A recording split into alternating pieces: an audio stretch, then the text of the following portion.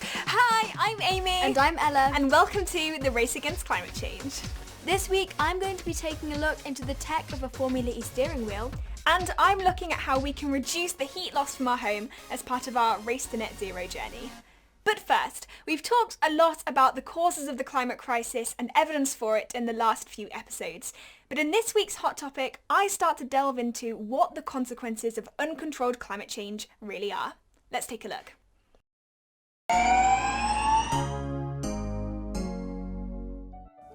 In 2020, the UK experienced one of the hottest years on record, and yet in 2021 had one of the coldest February nights since 1955. A changing climate is making temperature anomalies like these more and more common, and they're only going to become more widespread if we continue on the course of global warming that we're currently on. But what are the impacts of the changing climate? For a start, climate change has an impact on the global wind patterns. This means that dry air from places like the Sahara will shift towards the poles. This causes hotter, drier summers in places where we might not have experienced such high temperatures before, causing droughts. Twinned with this is increased flooding. Now this may sound a bit like a paradox, but physics tells us that warm air, such as that in a hotter climate, holds moisture more than cooler air. When the atmospheric conditions are correct and there is what's called a rising motion in the atmosphere, the moisture in the air condenses and falls as rain or snow. In areas where this rising motion is less common, rain may fall less often, but when it does rain, it will rain heavily, causing flooding or heavy snowfall.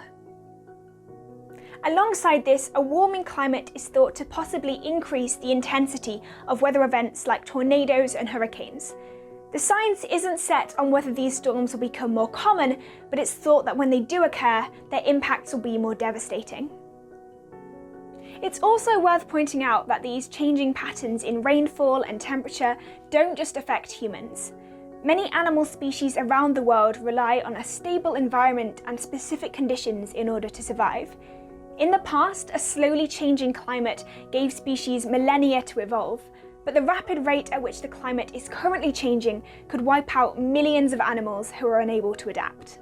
Since 2016, an average of 28 million hectares of forest have been cut down every year in deforestation, threatening the ecosystems that rely on rainforest habitats and depleting a crucial carbon dioxide sink, trees.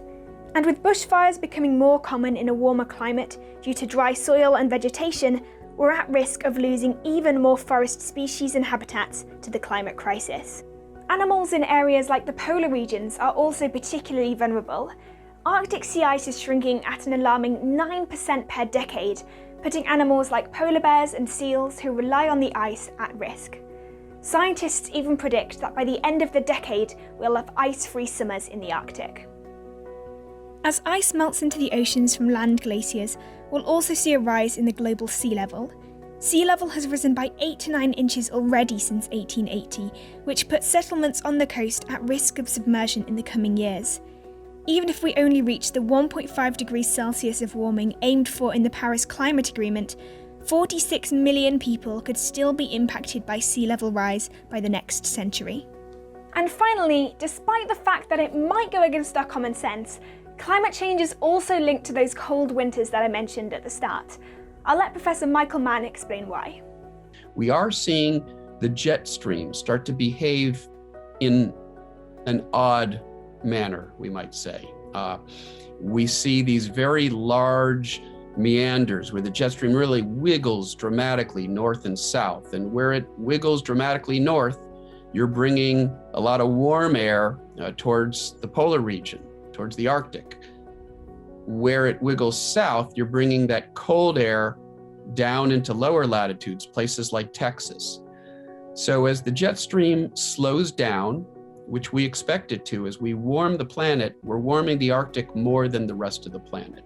And that's because of the melting of ice and the so-called feedback, the vicious cycle. You melt away the ice, the Arctic Ocean absorbs more of that sunlight, so it warms up even faster, melting even more of the ice, and so on. So the Arctic warms more than the rest of the planet.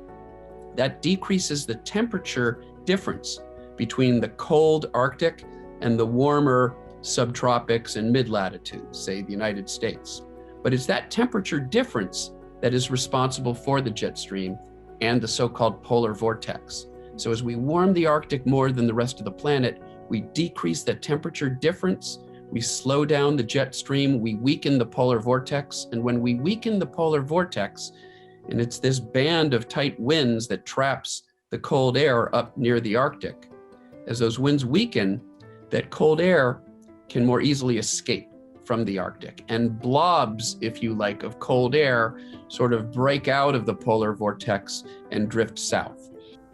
The disproportionate consequences of climate change on people around the world are something that we're going to be covering in next episode's Hot Topic. But the impacts of climate change are serious and global. And whilst we're almost certain that we're not going to see megastorms covering entire hemispheres or continental ice sheets forming in days as we see in disaster movies, the impacts of uncontrolled climate change need to be addressed with the same urgency as in these films. Many of the predicted impacts of climate change are modelled on only 1.5 degrees Celsius of warming. The problem is, we're on track for much higher. Seeing the impacts of climate change can be really scary, as it is a massive issue, but luckily there are things that we can all do to help. And that's why the work of Formula E and teams like Envision Virgin Racing is so important, to raise awareness of electric vehicles, cleaner air quality, and action against climate change. To celebrate this work, we're giving one of you the chance to visit the Envision Virgin Racing headquarters in Silverstone. Take a look at our Formula E VIP competition.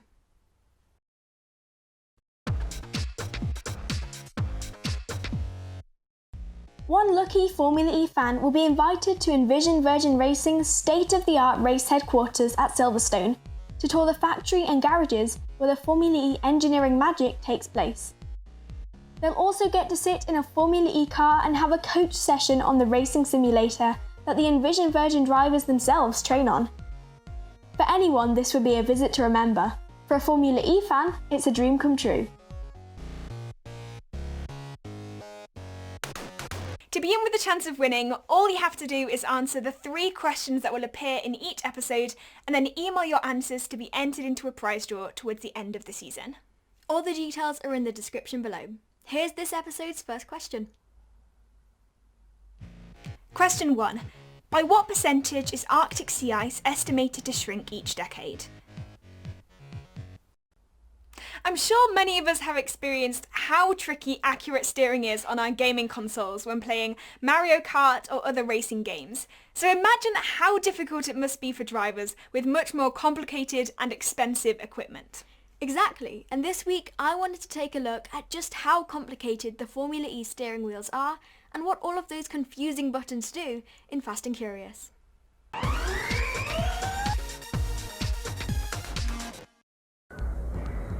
Many would say that the most important part of a car when steering is the steering wheel. After all, it is what keeps our car on the tracks. Or not. But just like in any normal car or in the gaming world, modern steering wheels are now important for more than just steering. In racing games, you can control things like activating a power boost, and in your family car, you can control the audio settings, access different menus, and even make hands-free phone calls. In short, steering wheels are becoming pretty complicated pieces of technology. Multiply this complication by exactly, a lot, and then you'll have the steering wheel of a Formula E car. Costing quite a bit more than my Wii steering wheel, and even a top-of-the-range gaming wheel for Formula 1 games. A Formula E wheel for your £1 million Formula E car could cost you up to £6,000. So why do they cost so much? Well, it's because they do way more than just steer the car. Let me give you an overview of some of the main buttons and controls. First, there's a screen that gives the driver lots of important information, such as tyre pressures, power usage, temperatures, the kind of stuff that the engineers need to be aware of. At the back of the wheel are 6 pedals. These are used for regeneration control, coasting, and for fan boost. Buttons on the front include 3 red multi-switches. These allow the driver to switch to different mappings to do with strategies and managing energy. The attack button needs to be pressed when a driver goes into the attack mode activation zone. I read that the DS to Cheetah team label this as MK after Mario Kart when you get an in-game speed boost. Other buttons include full course yellow and pit. These apply set limits to the car's speed. And there's even a radio button. This isn't so that the driver can choose what music he's listening to during the race,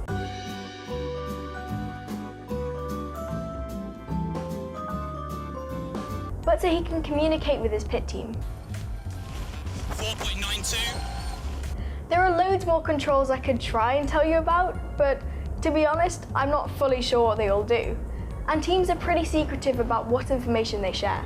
Going into too much detail and sharing all the secrets. So I'll stick to playing Mario Karts, but do look out next time you see any onboard footage during a race to notice how hard the drivers work, not only on driving the car and trying to win, but also to change settings and controls on the fly, or to even nonchalantly wave thank you to a competitor who moved aside so Robin Friends could overtake. Question 2. Which of the following is the cost of a Formula E steering wheel? Our journey to become a net zero family by the end of the year is continuing, and in this episode, I take a look at how we can reduce the heat loss from our home.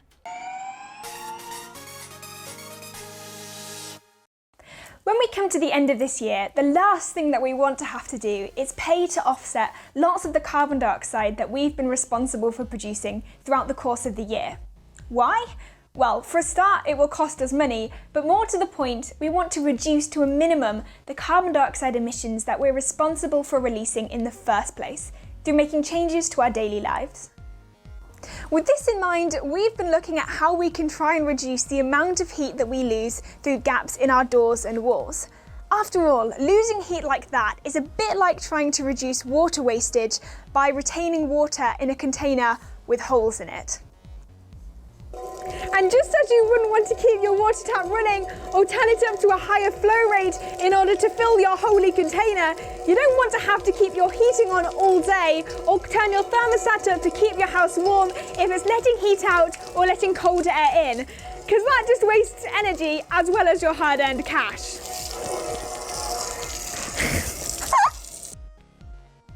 The good news is that cutting down heat leakage can be easier and cheaper than you'd think. Here are a couple of things that we did. The first was to start looking for drafts internally. We used a candle to help locate a really drafty cupboard and some drafty internal and external doors. We didn't use the candle for light though, we used it to detect moving air. The stronger the flicker, the greater the heat seepage. One of our drafts was so strong that it blew the candle out. Once the drafts had been identified, we used some draft excluder tape and some door strips.